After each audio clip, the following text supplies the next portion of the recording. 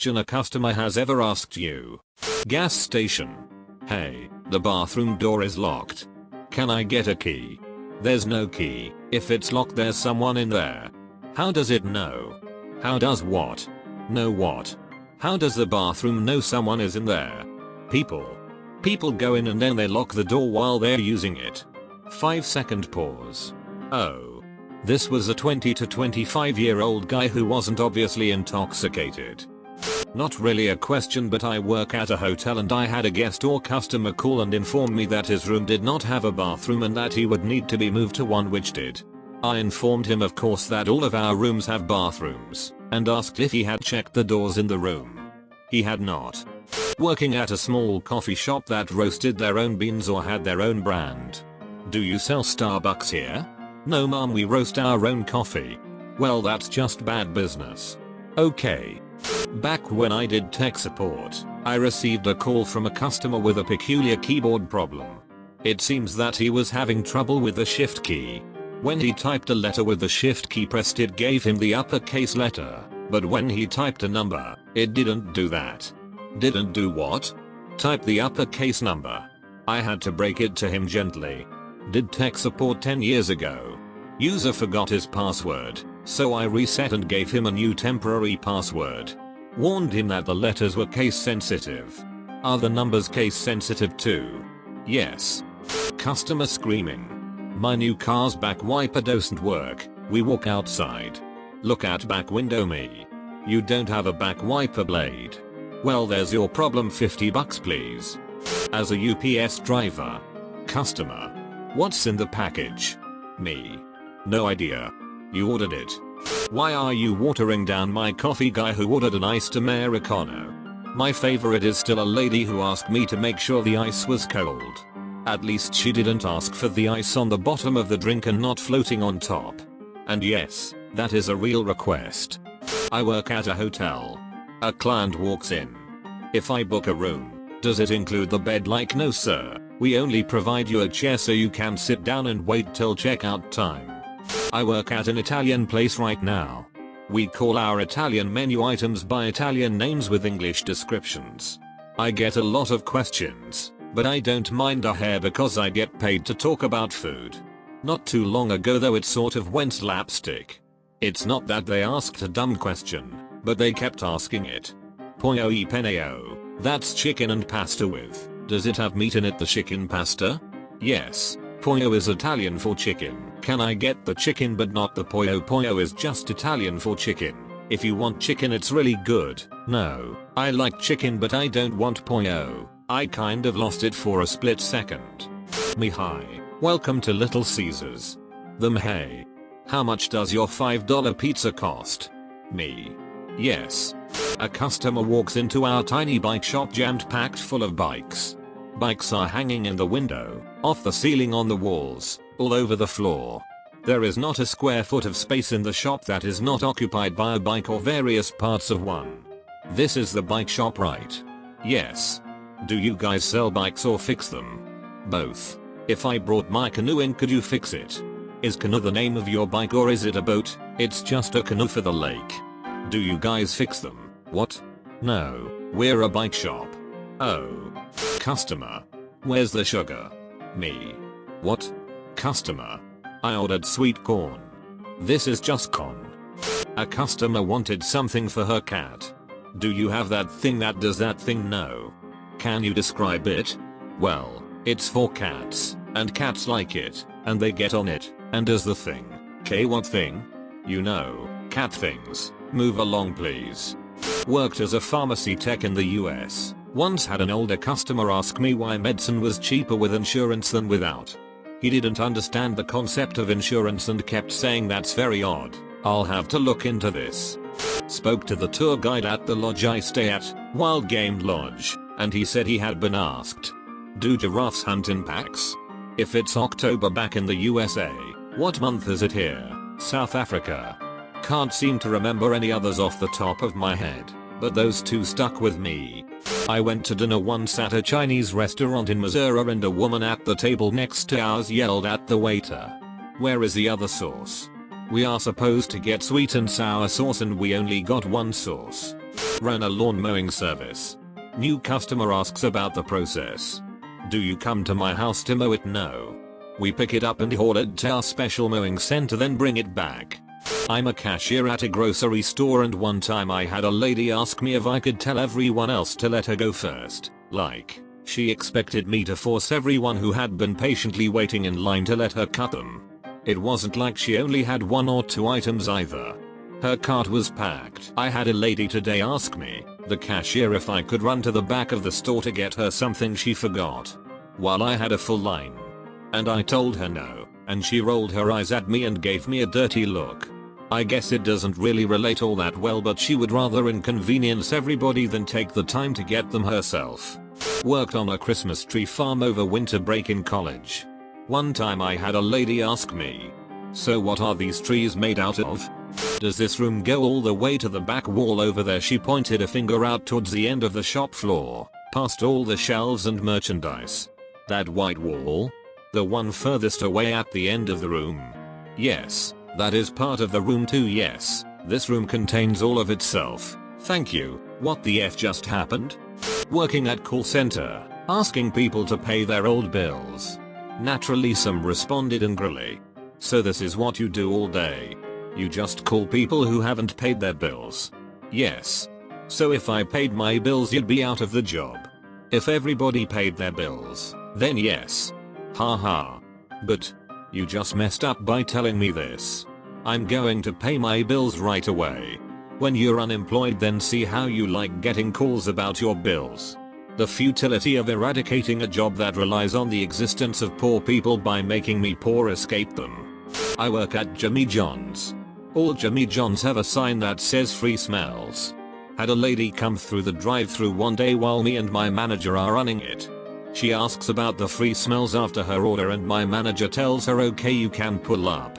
She gets to the window, gets her food, then proceeds to look through the bag. She eventually looks up all confused and asks where her free smells are. My manager jokingly says, "Oh yeah, come inside and you can smell all you want for free." She then says okay hole, and then speeds off. To this day I have no clue what she thought would be in that bag. I worked at RE a few years back. A large outdoor sporting goods co-op, just in case you haven't heard of it.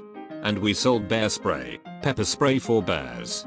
A woman came in with her 2 kids one day and bought a canister because they were going camping. She gets to the front door, then comes back to the register as an afterthought, and asks if she's supposed to just spray her kids from head to toe with it. Thank God she came back. Working as a tech support manager for a dial-up ISP in the mid-1990s. A customer called to ask why his email wasn't working, and made me stay on the phone with him while he walked through it to prove it. Lo and behold, it didn't work. He wasn't online. Why? He was talking to me on his one phone line. All the other times his email didn't work before, he had also been talking on the phone. More of a story for context, but still hilariously dumb. I was working at a car battery store when a customer came in with a receipt for a battery he had bought a couple weeks ago, asking for a refund. I asked him if he had the battery with him, so that we could take the battery back and refund him the money, when he said, "No, I don't have it anymore. I put it in a car I just sold." Confused. I replied, "You want us to refund you for a battery that you don't have anymore?" He responds, just as confused, "Yeah, well, I don't have the battery anymore, so why should I have to pay for it? You need to refund me." He did not leave the store happy that day. "Can you Photoshop some pictures for me?" "Sir, this is a bookstore." "Yeah, but I see you have a computer right here. Can you aerate that for me?" He wanted me to stir his apple juice. Technically his word choice was applicable, I guess, but WTF, dude? He had a straw ready in his hand and he could damn well have aerated that juice himself. I admit it took me 2 seconds of staring at his serious face before I reached for a straw, unwrapped it, and stirred his drink. I did it all without breaking eye contact with him, and he was satisfied. Also, I think about him now every time I stir or shake my chocolate milk to make it frothy. It took me a couple of seconds before I aerated his juice because I was trying to understand what he meant. But I figured it out on my own. I would have taken the straw and blown bubbles in it. I currently work at Jimmy John's. A man comes in at least once a month and asks us if we have apple pies. Whenever we tell him no, he also looks baffled and questions us. Yes, I understand I haven't paid my credit card bill in 3 months. But why can't I use my card because you haven't paid your bill in 3 months? Tug, there was a girl at work who drove me nuts about this. OMG, I'm so scared. I don't know how to use my credit card. Male coworker. What do you mean you just swipe it? I didn't know I had to pay the bank. How do I read this statement? I've never used a credit card before. Coworker. It says payments due. No, but how do I pay? OMG, I'm so scared. Can I just give them 10k? Is that enough? Repeat for half an hour. Keep in mind our office is a pretty big well-known organization and her job involves verifying important information. Because she was also flirting with the guy, I wasn't sure if she was legitimately dumb or faking it because she thought it was endearing. I was driving along and found a girl just standing in the middle of the road. My initial thoughts was just to tell her to pay attention, but it was clear that, while the lights were on, nobody was home.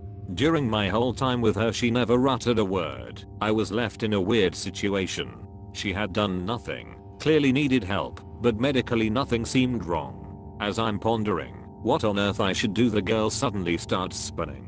Now spinning is not illegal, and I'm starting to think this girl is one of those protesters that wind up police. I've dealt with Troll Station before, so I think crack on, spin to your heart's content. Then she loses her balance and falls, whacking her head on the side of the police car. Great. So I call an ambulance, but she seems fine. Still not talking, but she is looking up at the sky. It's a nice day, so fine, enjoy the sun. I do some writing and look back at her now bright red face and watering eyes and realize she is trying to damage her retinas by forcing herself to look directly at the sun. That's a new one on me, so now I'm holding a book or something above her to shield her eyes. Ambulance arrives and we get to hospital, and now she has forgotten how to walk. Now I'm 99% sure she is a wind-up merchant, but I get her a wheelchair. In the wheelchair she strikes up a I'm a little teapot pose and keeps this up for the next hour. Zero movement, just frozen with her arms out. So I now have 3 potential situations. 1, she is pretending to be frozen in time. 2, she is suffering from a mental health issue.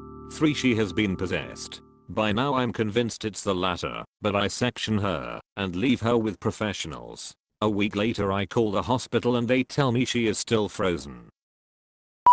My brother is a deputy, and at the time I worked as an EMT for a few small towns in northeast Colorado. I frequently went on ride-alongs with him while waiting for 911 calls to come in. This took place in Amherst, Colorado. The town is very small. Amherst has about 50 people, a church, some houses, a grain tower, and a park. It was about 3 AM and we were about to call it a night. As we were making our last check on Amherst, we noticed movement at the park, but couldn't tell exactly what was going on because it was pitch black. We drove up and stopped alongside the dirt road, flipped on the spotlight, and as we moved the light around the park it finally settled on the back of a young girl, maybe 13, sitting on a swing with her back facing us. We left the spotlight on her. She wasn't moving. She just sat there facing away from us looking down at the ground. Needless to say, it was a very creepy situation. We both looked at each other with that face you would make when something is out of the ordinary. I quickly suggested that we should call her over using the PA system. He agreed. As we looked back over, she was gone. I mean, no signs of anyone anywhere. The park was in a wide open area. She couldn't have gotten out of sight in the amount of time that we had our exchange of words. I remember saying, should we get out and look for her? Maybe she hid behind one of the park toys or something. My brother just looked at me and said hell to the no and drove away. It still creeps me out to this day.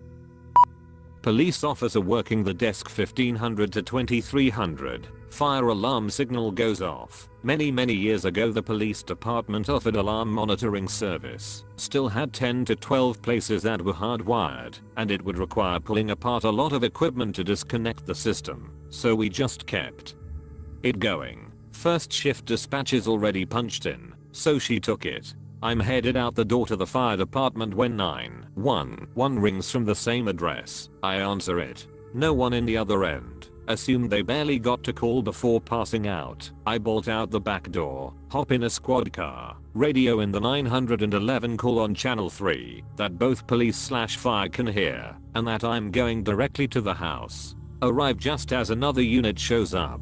No signs of smoke, no sign of anything. Older woman comes walking up the street pushing a wheelchair with an elderly lady, her mother. They live there and just went out for an early evening stroll before dinner. Tell them what we have going on. Nobody else lives there, and as far as the elderly lady can remember, the alarm was disconnected from the house years ago during some renovations. They don't have any alarm system either, just a couple of smoke/fire detectors. We do a walk around the house, get to the back door off the kitchen, and you can clearly see and smell gas. We turned off the gas at the main, set up some fans to air it out, and find a cracked gas line going to the oven. Daughter said she spilled some coffee she was making for their walk and had to move the oven a few inches to clean. Probably broke the line pushing the oven back in. Nothing else in the house is disturbed, and both phones are on the hook.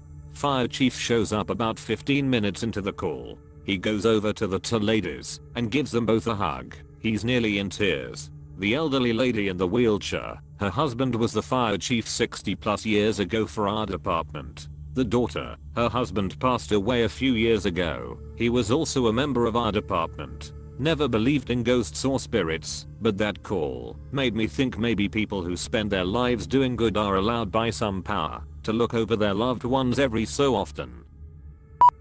Crazy old woman called because she heard someone repeatedly banging on her front door and garage door. It's after midnight and I get there, and the house is in the middle of the woods with nothing around for miles. I talk to the lady, and she insists I check her large shed out back. So I open the shed door and peek in with my flashlight, and the entire shed is filled with creepy large homemade dolls. They're each probably like 2 to 3 feet tall and sitting upright facing the door. The hair on my neck went up for a minute. I didn't truly believe that something supernatural was going on, but dolls are just really fucking creepy. I'm a second-generation firefighter. My father spent the latter days of his career as a fire safety director at a massive mental asylum. Our state version of OSHA has to come and do inspections at all facilities. His was no exception, so the OSHA inspectors make their way to an abandoned part of the facility that used to house the criminally insane. The absolute worst of the worst. Serial killers, rapists, cannibals, etc. My father left them with keys and a flashlight because the electricity didn't work. The inspectors were radioing back to my father that they kept hearing talking and footsteps, which was impossible. Not even squatters could move around because each section is isolated with locked doors to prevent escape. Eventually, the inspectors give up and actually flee without finishing. My dad decides to stick around and check the alarm boxes. They didn't. As he is checking one of the alarms, he feels as if someone is watching him from down the hall. As he looks, a shadow forms with a head, shoulders, torso but no legs and just 2 holes where there should be eyes. My dad noped the hell on out of there. Since the hospital has shut down, it has been on Ghost Adventures, Ghost Hunters and a myriad of other shows and movies. My dad has been in some of them. Jason from Ghost Hunters called it the scariest place he's ever investigated. Fire/EMS here. This is not my story. It happened on a different shift, but captain working overtime with us one day told it to us, and it creeped me out. The captain was on the first due engine company that was dispatched to a residential fire alarm in the middle of the night. Our dispatch protocols require us to send the first due unit emergency to a fire alarm, while the second due engine and ladder company respond routine. We go to tons of fire alarms and 99% of the time they are caused by a faulty system or burnt food, so we usually don't get too worked up over them. Anyways, as they approach the neighborhood they see the orange glow in the distance, and when they get on scene they find a 4,000 square foot house with heavy fire showing on the rear and that had already broken through the roof. The call was then upgraded to a working structure fire and more units were dispatched to assist. The captain of the first due stayed on the outside the whole time. He was incident commander until the 1st battalion chief arrived on scene and took over, and then he assumed the safety role. So, he's on the outside, in radio contact with crews that are inside fighting the fire. After the bulk of the fire had been extinguished, and as operations were winding down, The captain sees smoke inside a second-story window and asks crews inside to go inside the room on the B/C corner to make sure the fire hadn't spread to the other side of the house. The crews search for a few minutes and radio back, "There's no room there, sir."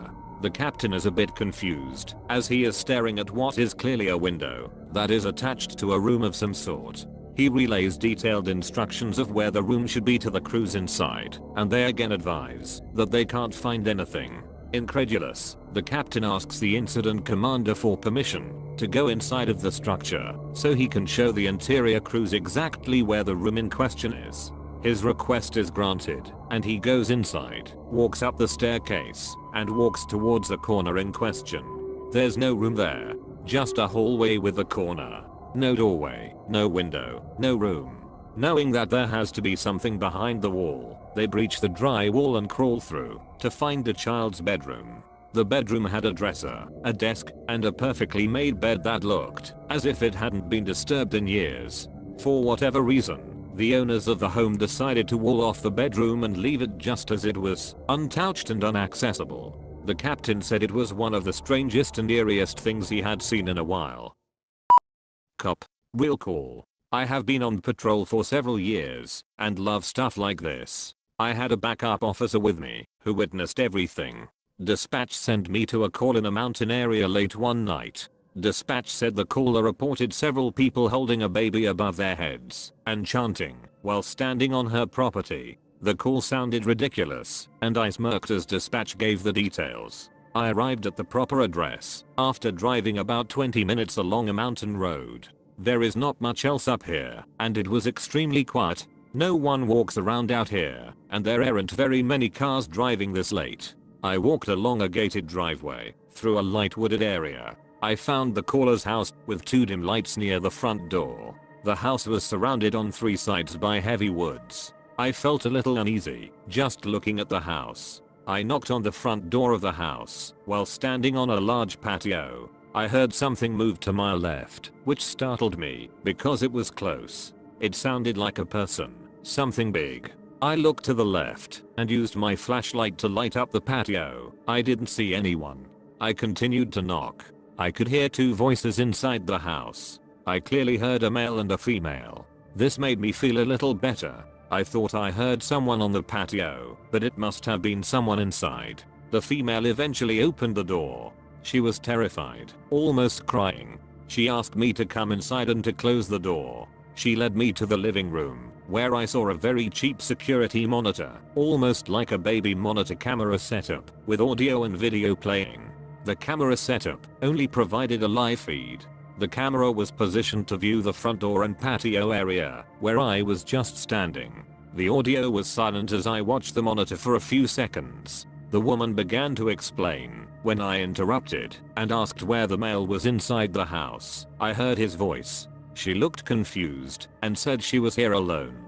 I was surprised because I know for a fact I heard a male's voice when I knocked. I asked her several times and initially thought she was lying to me. My partner checked the house and did not find anyone. The woman said she was reading while sitting on the couch when she heard something over the security camera. She looked at the display and saw two people on the patio, standing at the front door. She heard knocking at the door and called the police. I looked at the monitor, and although it was low quality, I could see the patio and front door area with decent clarity. As the woman continued to explain, the audio on the monitor went from quiet to extremely loud. We all stopped talking. The caller was shaking. I looked at the monitor, but didn't see anyone.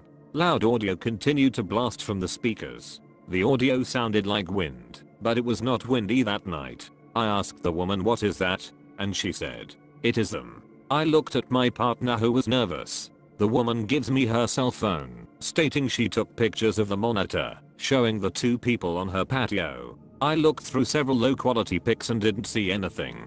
I continue to scroll, and sure enough, I see what looks like two tall figures standing at the door. One of the figures is holding something. The figures look strange, all dark and featureless, in contrast to the video I saw on the monitor. I was in disbelief and thought, oh my god, she's telling the truth. I continue to scroll and saw one figure holding something up over its head. Another picture showed the item at the base of the door with both figures standing near it. I tried to reason, to explain what could have caused these images, but it was pretty apparent that there had been two subjects on her patio. We check outside, walking the property to the tree line. I mention the movement on the patio, and the male's voice from inside the house. My partner asks me to stop talking about it. We finish checking, and return to speak with the caller. She says she will be driving into town, and staying at a hotel, because she is too scared to stay here tonight. We walk along the driveway back to our cars. My partner jumps into the patrol car and takes off. I laughed, but I felt really uneasy, standing there in the dark. I leave shortly afterward. Men of Reddit, what are the struggles of dating a very rich girl? Everything was about the family's image. Everything. Didn't last long. Yep, mine was always reminding me how much money she had, and her family had. I consistently reminded her that I don't care, and that wasn't the reason I was dating her. I was gonna ask how you'd even get with a rich girl, but I found my answer. Thank you, /you/huge rooster. He wears a disguise to look like human guys, but he's not a man, he's a chicken. I lived in a pretty rich area of the Bay Area. My GF at the time was very rich for this already wealthy area, but she truly had no concept of money. Her budget was $12,000 a month. Her family bought her a brand new Porsche because her car was 5-year-old BMW M5. It was honestly like dating an alien. Any issues I had in everyday life were just so far out of her life experience. Edit, she had a trust fund that paid out $12,000 a month. Edit 2, if I had $10 for every person asking if she is single still, and if they could have her number, I would have a trust fund of my own that pays out $12,000 a month. Keeping up with her. She wanted to go on European trips, expensive vacations, expensive restaurants, etc. She made very good money, and I was limited in my funds, and had to spread it out. I couldn't just fly to the Caribbean at the drop of a hat. So, in turn, she left me for a guy who could. Edit, wow, that took off. I wasn't expecting to hear from so many people. Thanks you all. The thing is that I have money, a great career, etc. We dated for 2+ years, and had a great time while together, and did a lot stuff. As a matter of fact, she was probably the best GF I had ever had, but the underlying thing was that no matter what I always felt this feeling of not being enough. She doubled my salary, if not a little more, in the 6 figures. In the end she admitted to wishing I had more financial freedom, and that it bothered her. It hurt like hell to hear something so personally insulting from someone I loved. So she found someone who was in her tax bracket, so to speak. Sometimes it be like that. Admitting financial struggles. When my wife and I were dating in university, her family invited me up to their cottage during the break between Christmas and New Year's to ski, skate and otherwise play in the snow. I wanted to go, but I didn't know how to ski, and had no outdoor clothing appropriate to be out in the snow. No ski jacket, pants, or boots. I declined the invitation, but my then girlfriend was really sad and asked why. I had to admit I didn't have the gear needed, and I couldn't afford them. She then passed it on to her family, and when I visited them on Christmas Day, they led me to a room with 3 types of everything new with tags, laid out on a bed for me to choose from. It was a wonderful gesture, but I had mixed feelings. I appreciated the gear very much, but I felt like a charity case. Also, managing expectations of my wife for travel and expectations with children's activities. She was used to jetting away whenever they felt like it, and had her own horses growing up. That's just not an option for us. We do okay and we are happy, but horses are not financially viable. Never. Marry a horse girl. You will always be third after horses, and her dad is money. I guess I had a different type than everyone else. We worked together, and you wouldn't know she was rich unless you really got to know her. She worked as a diversion, something to do, and meet new people. She never looked at the price of anything, had a $5,000 watch, Dolce & Gabbana glasses she would break at least once a month cause she's clumsy.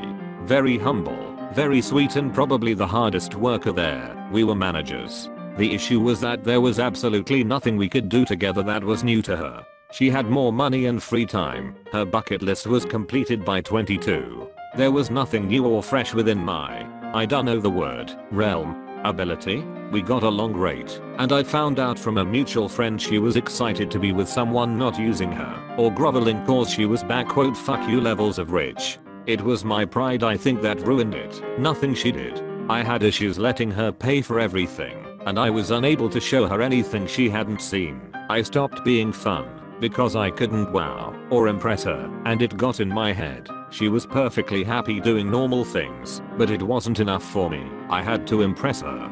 We lost contact years ago. I hope she's doing well. She was fucking awesome and deserves to be happy. You fucked up bro lol.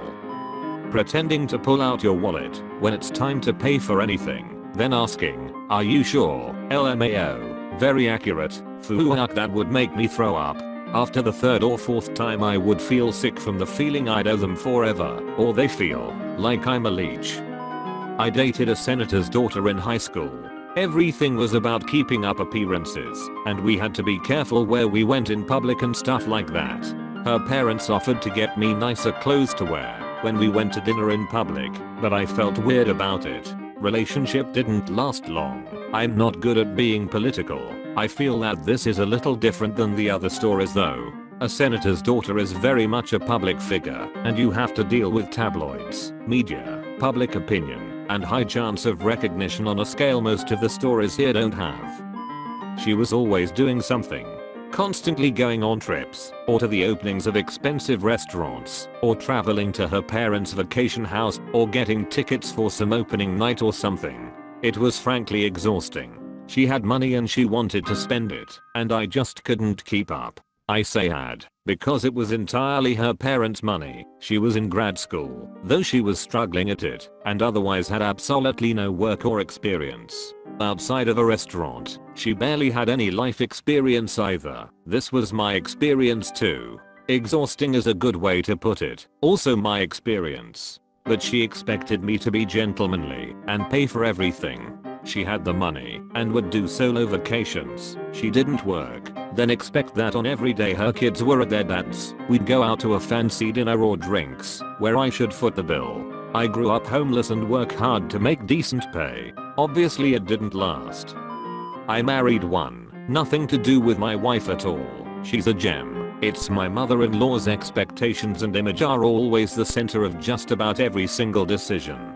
Father-in-law, the real rich person, is cool as hell, though. That's pretty much my experience. My mother-in-law can be really terrible to deal with. My father-in-law is usually pretty cool. I was an aspiring lawyer and she an aspiring artist. She came from a rich family and I grew up in a bad social economic area. My parents were refugees back in the 70s. Basically never knew how rich she was until I went to her hometown for her brother's wedding. Apart from the amazing apartment her parents had, they had an empty apartment in the downtown area for guests that I could sleep in. Easily the fanciest place I've stayed at. Oh, and her older brother, that was in the family business, had to go to the factories they owned to do something. Relationships started to take a hit when her dad blamed me for his daughter's dreams of being an artist. I only made her believe in herself and to choose her destiny herself instead of letting her parents force her into the family business. She changed her major from business management to art without me knowing, and her parents freaked out and blamed me for it. I couldn't really handle the drama and law school, so we ended things. Last time I checked her out she was in an art school somewhere in Europe. Seems like she's still living the dream. Edit. Just to clarify, I didn't wanna break a happy home or anything. My ex had severe anxiety and depression about her major that her parents chose for her. She was never happy at uni and that's why we talked about her choosing her own life. Second edit. Wow, this blew up. Never watch the movies people are typing as comments. Seems like a lot of movies have the same premise as my story and people umming me telling me I'm lying. I'm really not. I didn't wanna put out too many details cause I don't wanna out me or her in some way. In the end you believe what you want to believe. I dated a pretty rich girl. Her dad was a prominent lawyer, her mom a successful artist, and her uncle was a 1980s pop star. Honestly, they were great people to be around. They were old money, and not snotty or overly pretentious. Yes, they had a big ass old house and drove quality, not overly flashy, cars. Yes, they had whatever they wanted, but not at all in a look at me type way. I on the other hand was dirt poor. I mean, in the early 90s grunge was a blessing for me because I looked like that already. But her parents didn't care, and we are always very welcoming. Her mom even took me to my first punk show. I guess it's true when they say cash screams and wealth whispers, unless you are an Arab prince, in which case opulence roars. I dated a girl from a wealthy family when I was in college, and I was very poor. The most frustrating thing for me was that our definition of a crisis was so different. From month to month I would literally not know whether I could afford my rent or be able to put gas in my car, and she would be freaking out about some, to me, minor social issue, or whether a store carried a fashion brand she liked. It definitely made things difficult, and I had to remember that it's your perspective that dictates what is a crisis and what isn't. It was honestly a lesson I've tried to remember over the years. How long did it last? A little less than a year. Mostly my fault. I was young and moving fast, so I got distracted by some other shiny thing. Drill instructor / drill sergeant subreddit. What's the funniest thing you've seen a recruit do that you couldn't laugh at? If you enjoy this video, consider giving it a like and subscribing. Had one recruit paying attention to a bunch of geese rather than us. Made him get up and chase them all away. As they flew in the air, we made him follow them for several hundred feet to make sure they wouldn't come back. I was dying of laughter on the inside. So when you start basic, your body doesn't know how to handle no sugar, caffeine, rigorous exercise, and sleeping schedules, so it's in shock. With this shock, shitting becomes a problem for a few. Well, every DI after the first week is required to ask around if everyone has taken a shit, and from there he assigns one recruit to track who has shit and who has not. I shit you not, pun intended. We had one guy who would stand in the barracks at the end of the night rolling off names of people who hadn't shit yet. Finally, we have one guy who is still on there after 2 weeks, and the DI tells him to go to the doctor. The doctor gives him an get out of jail free card, essentially saying that at any point he says the magical words "I gotta shit" and he can escape any situation. Well, recruit can't shit, we'll call him, gets the smart idea that he's going to play his new trump card as long as possible. Every time that we are getting grilled, "I gotta take a shit" comes ringing in from the back of the formation. This probably happened 6 times until our DI caught on. Finally our DI devises a plan that when recruit can't shit goes into the bathroom, he's going to have a couple of us hold onto his legs and slide him into the stall, or Exorcist style. The time comes, and recruit can't shit excuses himself. We all follow our DI into the bathroom and slide him under there, like he's the spawn of Satan. This catches recruit can't shit by surprise. He doesn't know what the fuck is going on, as the DI is utterly berating him about lying and using this as an excuse to sit on the toilet. Then we hear a very audible "oh shit" from the stall. The DI scared the recruit so much he actually took a shit right then and there. The DI made every recruit look at it, and we played taps for it as we flushed it down the toilet. An RDC in another division asked a guy if he shaved that morning, and the guy claimed he had. The RDC said, "Recruit, you are either a werewolf or you are lying. So which is it?" The guy responded, "I must be a werewolf, petty officer." We weren't allowed to talk during chow at the galley. You had to point at what you wanted another recruit to pass, and they had to silently pass it. One recruit wanted a napkin and pointed. The other recruit asked, "This?" The CC's, Coast Guard DS, immediately came over, circling him like sharks, screaming at him.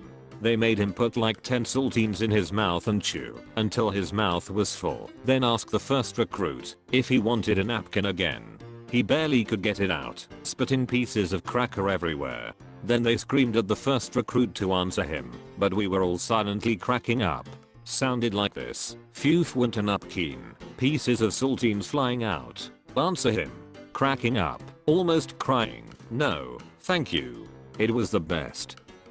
We had 2 5'1" stocky blonde guys named Johnson in our company. One cycled different platoons. No relation at all, but they looked really similar. One day during grass week, a couple J-hats made them face each other and go back and forth screaming, "You're not Johnson, I'm Johnson." "No. Fuck you. You're not Johnson, I'm Johnson." You have absolutely no clue how hard it was to not break into a million pieces after about 5 minutes of that. Oh shit, it's probably too late for this, but I just thought of one. I was a super light sleeper during basic training. One night I woke up for no reason. The sleeping bay was dark except for the light by the desk where the 2 soldiers on fire guard were supposed to be awake and alert. Both of them were leaning back in their chairs dead asleep. I started to throw my covers off to go wake them up. If a drill sergeant came through and caught the fire guard sleeping, we'd all pay. But then I heard a slow scraping sound to my right, off in the darkness. I froze and heard it again, closer. A few heartbeats later I almost screamed out loud as I saw the sharp and tense face of our Samoan drill sergeant in the darkness. His face was covered in full camo. He was low crawling underneath the line of bunk beds towards the fire guard. He had a bayonet in between his teeth. We locked eyes, and he silently raised one finger to his mouth, signaling for silence. I nodded and sat back to watch the show as the drill sergeant resumed his low crawl under and passed my bunk in the direction of the sleeping guards. I have a bunch of stories of funny shit I did to correct soldiers when I later became an NCO, but that image, like something straight out of an 80s war movie, will always stick with me. I work at basic training ranges, and we had a drill sergeant yell at his soldier while they were getting ready to go down a buddy live fire exercise. The soldier froze and started crying. This 18-year-old kid was just in tears for getting yelled at. The DS yelled at him some more, and he finally gave up cause this kid wouldn't stop crying. So he made him scoop tears off his face and put them in his pockets till he filled his pockets up with tears. He did this for like an hour. It was hilarious. Not a DI, but I enjoyed watching this happen. On hikes my DIs loved having conversations using the recruits as messengers. The DI at the end of the formation would send a recruit to the front to give the DI up there a message, and back they would either have stupid conversations or talk trash using the recruit. I'll never forget this one. Whenever a recruit would bust ass, we would make them turn on the vacuum cleaner, which meant we would yell, "Who the fuck just shit themselves? This recruit is attempting to attack our olfactory sense. Platoon, turn on the vacuum," which would be followed by, "Turn on the vacuum, aye sir," and then all the recruits would suck in through their mouth as hard as they could. However, one time, we had a recruit who immediately answered when we asked who shit themselves that this recruit shit himself, sir. Turns out Recruit Jones shit himself during a late night drill session in 3rd phase. By then recruits are disciplined and almost always put the mission first, even if that mission is just executing left face march without asking to go to the head. Poor kid sat in his own shit for almost 2 hours. There was a dumbass in my basic that, after firing, he had his rifle up on his shoulder pointing the wrong way towards the DS, clearing it with the mag still in. The DS, 6'8" bodybuilder, slammed the fucker into the sandbag screaming at him, and then the recruit had to lay prone in the dirt with holding a stick for a rifle, periodically saying bang for the next 3 or 4 hours. Somehow he still graduated with us. I was going through Air Force basic training, and when on guard duty, if an unauthorized person wanted to be let into the bunks, you had to report it to your drill sergeant. Our sister flight's drill sergeant came up while I was on guard and requested entry, so I reported to my sergeant, and he had me ask the other a series of questions. This particular sergeant had a bushy mustache, so one question I had to ask was, in what year was Magnum PI cancelled? He dropped out of view from the window laughing, came back up, and yelled it was never cancelled because I'm still here. It took everything I had not to crack up.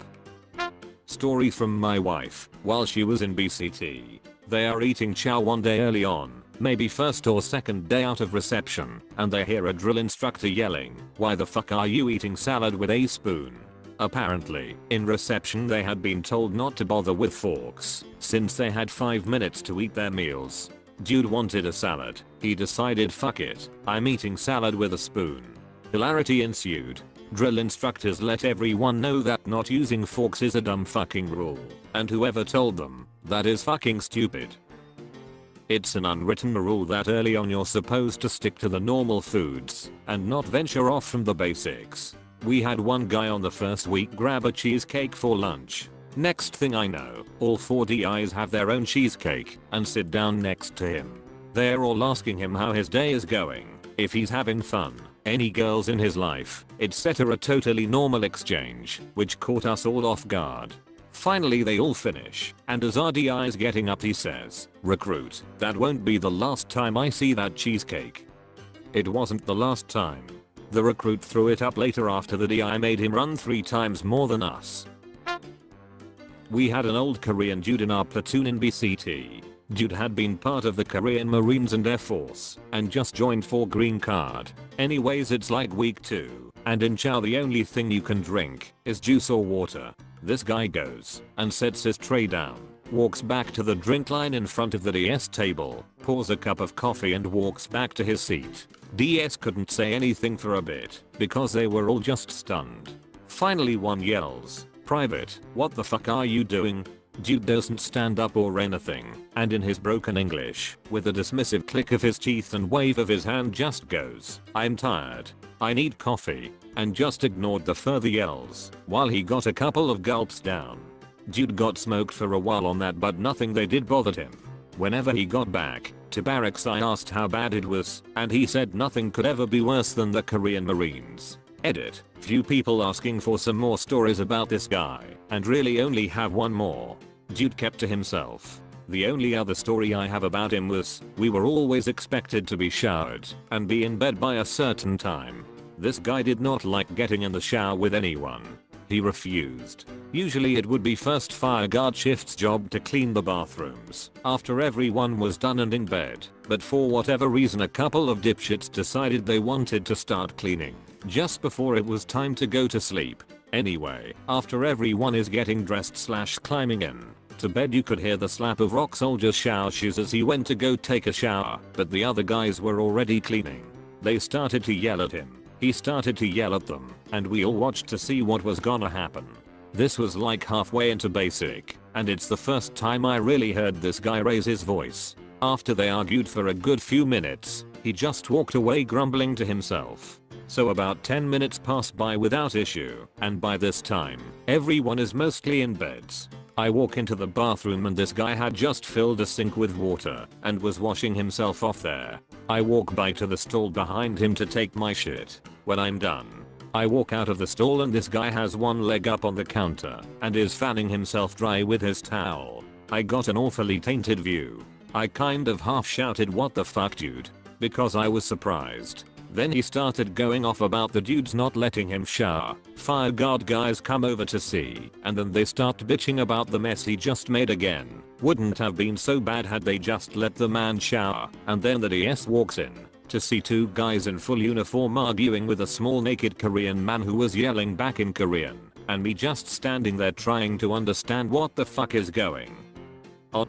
DS woke everyone up to tell them that only he is able to take away shower privileges, and we all had a quick smoke session before he left. That is an image that doesn't go away.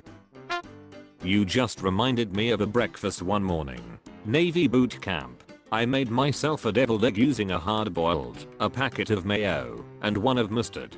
Petty officer walked by, saw it on my tray, and froze. Recruit. What the hell is that?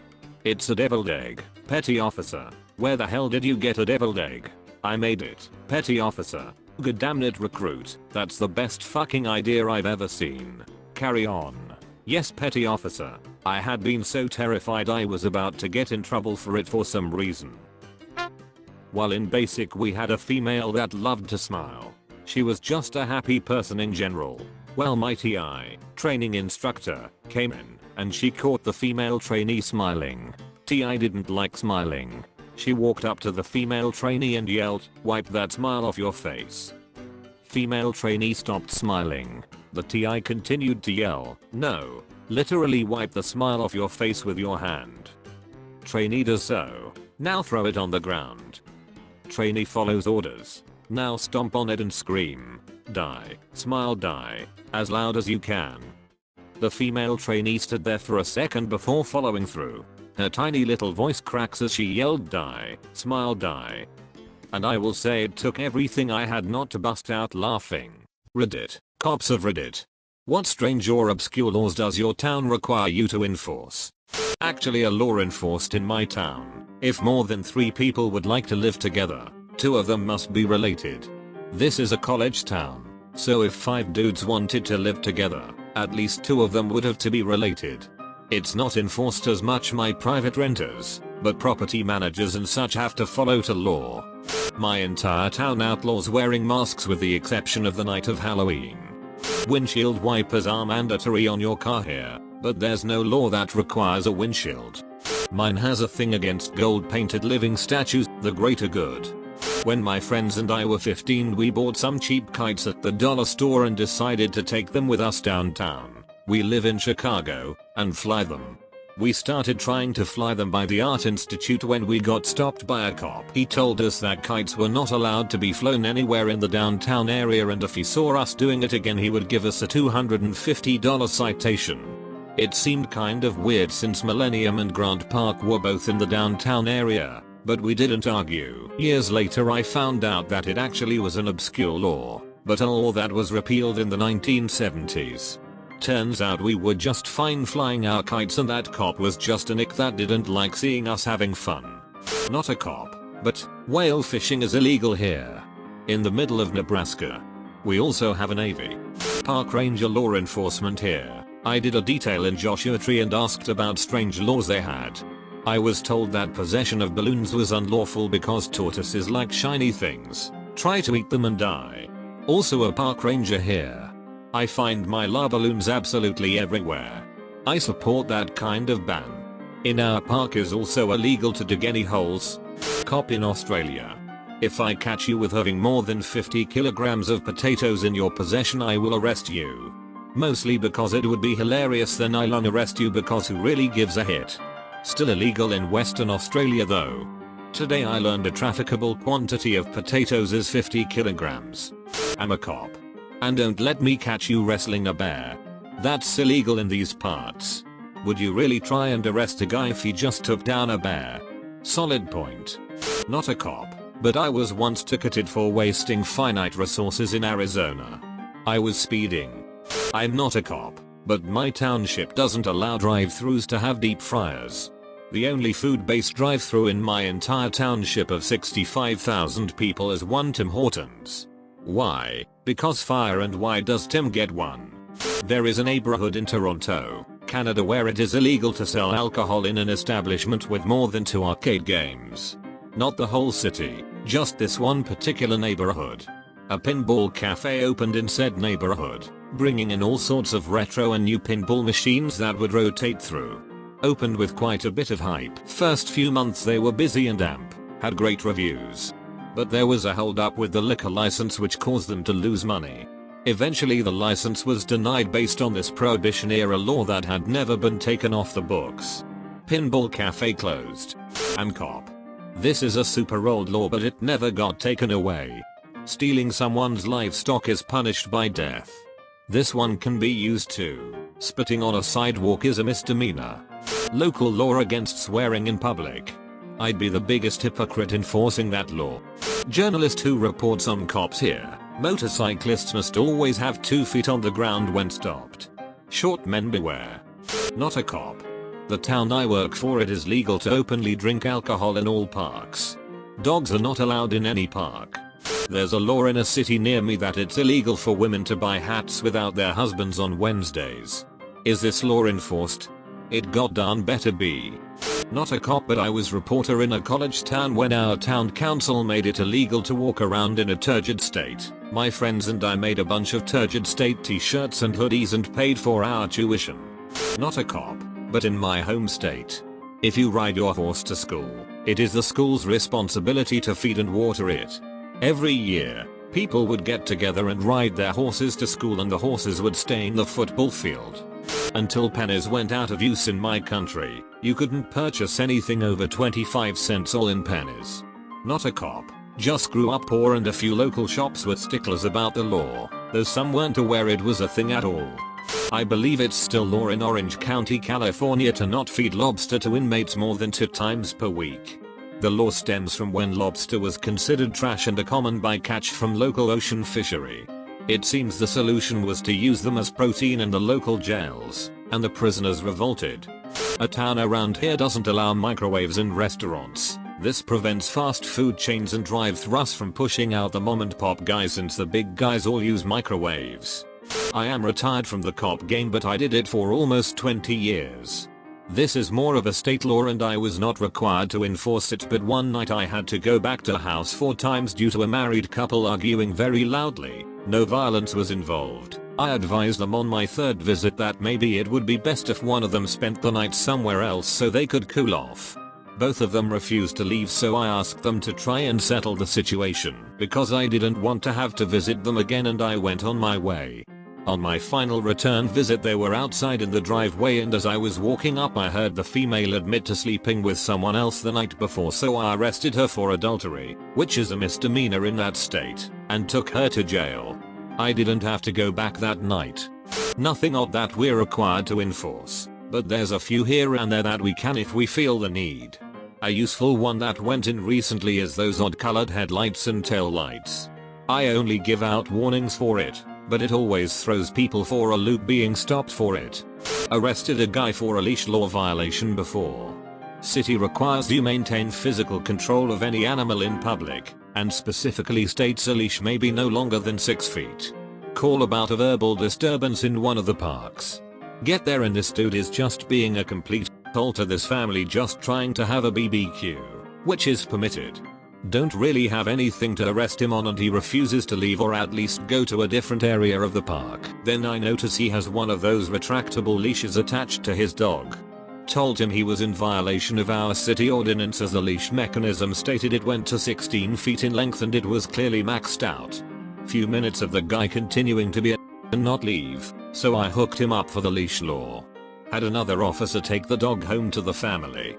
The town where I went to college, houses were not allowed to have more than 10 bedrooms.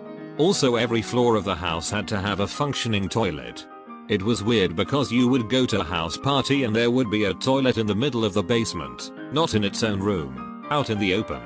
Usually they were next to the laundry machines because that's where the plumbing was. Not a cop. Half of the comments are going to start like this. My state has a law against ice cream in your back pocket, which a lot of other states have surprisingly, because if a horse followed you home, then it would become your horse. So this law is to curb it. Weird. Not a cop per se, but I do work at the sheriff's office in Missouri. In the entire state it's illegal for you to get an elephant drunk. So far haven't had to book anyone in for that, but I've only been at it for a few weeks, so fingers crossed. I am not a cop, but I've got a doozy of a story for you. I'm from Cleburne County, Alabama. We were a dry county up until the 70s when the probate judge, who was also a Baptist minister, realized that the county was going to go wet, so he added a stipulation: no cold beer. For 30 odd years, only warm beer was sold in Cleburne County. Some people went over the mountain to get it cold. Some stores actually had a deal where if you bought a case of beer they would give you a bag of ice. The tiny town of Fruithurst was once a major wine destination before Prohibition. There was a massive hotel and people from around the country would come and try the famous wine and see the vast vineyards. Fast forward beyond Prohibition and into the early 21st century. The Fruithurst Winery Company opened after doing lots of research on whether or not the law loophole actually applied to them. As they discovered, the probate judge actually effed up the wordage and the county actually could have sold cold beer the entire time. They went ahead and ran it on the ballot again just to be on the safe side and it passed overwhelmingly. Fun side note, there was a man who went to prison for selling cold beer at his gas station. After the laws were found to be faulty, I asked my mother if that meant he would be pardoned and she said no, because he also sold illegal fireworks and bootlegged movies. Not a cop, but living in Buenos Aires. Naming law, pretty sure it's still a thing here. There's a pre-approved list of names that one can only choose from when naming a newborn. I think it has about 13,800 names on it, but that might be out of date. There is a nationwide ban on alcohol on the night before an election. Couples are required to take blood tests before getting married. For instance, street-while spreadable equals no nups. Prenups and wills are often ignored. Yikes. I guess feather beds are illegal here? Because such an indulgence induces and encourages lascivious feelings. Cool. In Switzerland it is forbidden to take pictures of street Bernards in front of the Matterhorn. As weird as it sounds, some poor doggers were held in front of the Matterhorn to take tourist pictures within the state forbid it to free the dogs. Now a human in a street Bernard costume is posing there. Went there. Saw this. Now it makes sense. I also saw a goat parade held by a bunch of children. Still unsure of that one. You have to ride a bike with both hands on the handlebars. It's an $85 ticket. You can and will be arrested if you don't not close a gate to pass to where livestock is kept. The second one makes perfect sense. You can't let someone's livestock loose and then go. Oh, it was an accident honestly, it should probably be a ticket plus any damages to the animals while they were loose. What's your sugar mama story? My dad, he broke up with my mom, and now lives with an 80 years old, he's 50. She's rich and he's basically homeless, but he's handsome and looks good with her. She supplied his cocaine addiction for years, and then she also supplied him money to chase me and my mom through the courts over custody. TLDR. 80 and 50 years old, cougar fuels cocaine addiction of my dad, Bill Ponderosa. I'll have some of them nose clams if you're sharing. Went out drinking with my cousin on a Thursday night and we ended up meeting a MILF at the bar he'd hooked up with before. It's closing time, and he invites me over to her place to keep the party going. I was supposed to stay at his place, so I didn't really have anywhere else to go. At the end of the night, she made me a bed in her guest room.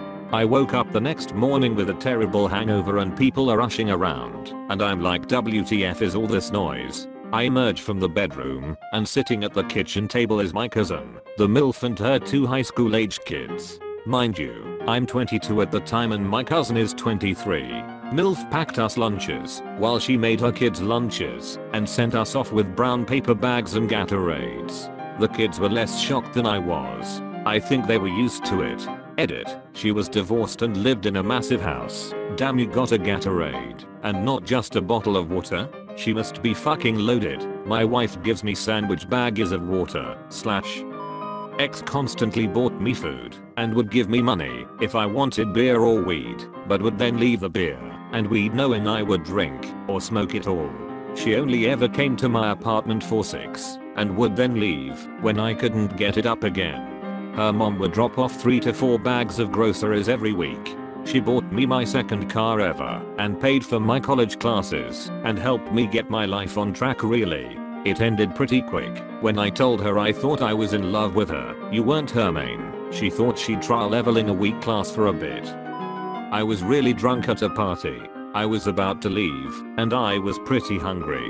This girl I was talking to on Tinder lived like 2 streets over. I can't believe she actually did it. She left Pop-Tarts out on the front porch for me.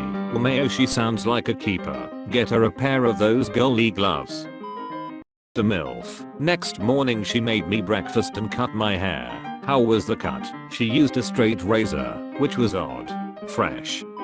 I did once visit a guy who had a sugar mama, a friend of the girl I was dating at the time. He was this average looking 20-year-old stoner kid who was living in a nice house in the city.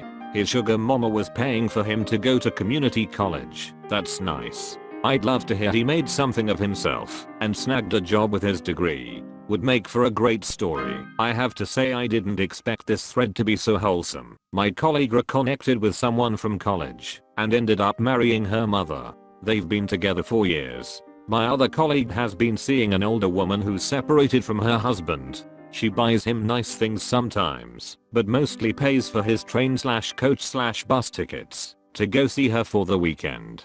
He's holidayed with her for the past 3 years and gets on well with her daughter and granddaughter. He's mid-20s and she's 60. The jokes started as soon as we found this out and stopped about 8 minutes later when literally none of it fazed him. We're all happy for him.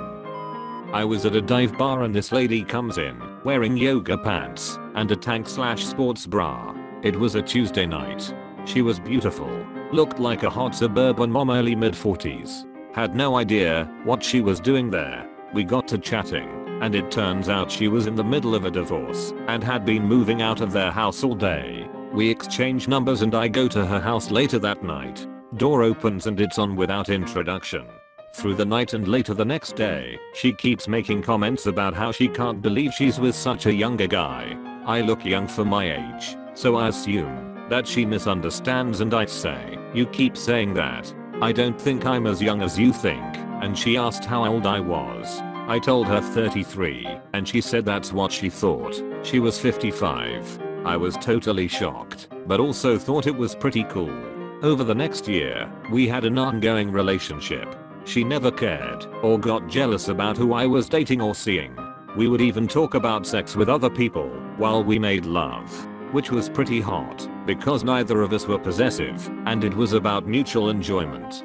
She was very adventurous sexually, and I felt I could open up about anything and be truly open with her without judgment. We would go out to restaurants and she would always pay. She paid for us to take one small trip for a week together out of town, which was awesome. She always talked about how she had an older man set her up in business when she was young and how she'd like to do the same for me. And we would talk about plans for what that would look like. She even suggested I move into her spare bedroom and be roommates, saying she wouldn't be jealous if I brought a girl home. I thought that was a bit too complicated and would work only in theory, so I respectfully declined. I moved off and she found someone her own age and we talk less and less all the time, but I keep her updated on my life. I think of her fondly and often and tell her I love her.